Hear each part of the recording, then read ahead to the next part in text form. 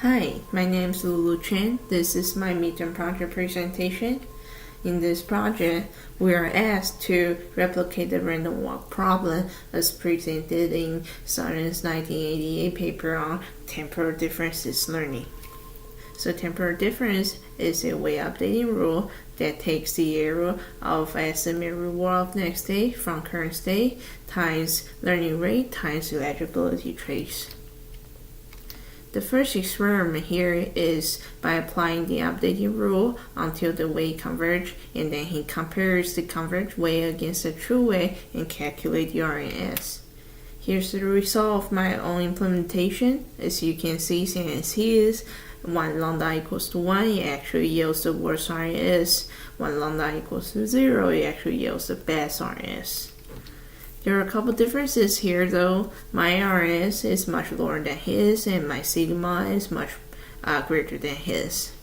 So there are two missing parameters. The first one is alpha, the other one is the tolerance level.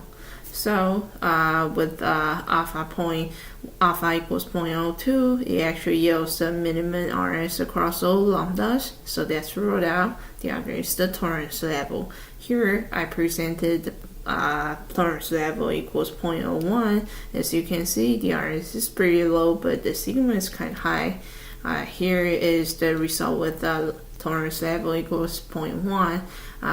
It didn't converge that well, though the sigma is kind of low, but it didn't help in this case.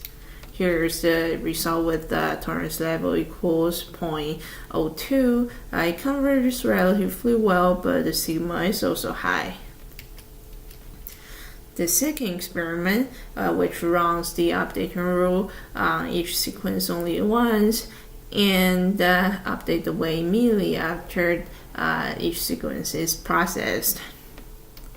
So here's my result. As you can see, it's kind of similar to the last one with lambda equals 1. Despite different alphas, it always has the worst RNS across all different lambdas. There's one difference though.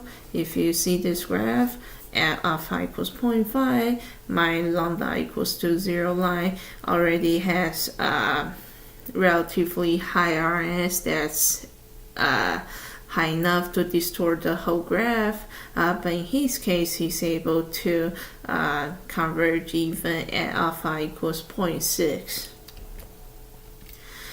Here's figure 5, which is similar to figure 3, except it follows the procedure I just described. Still, with lambda equals 1, it's a worse RNS.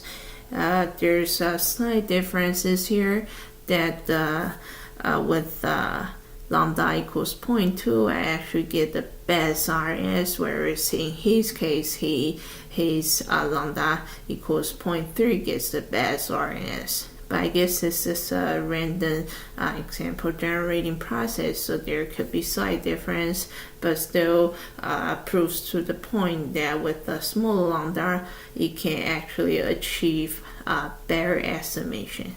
Thank you.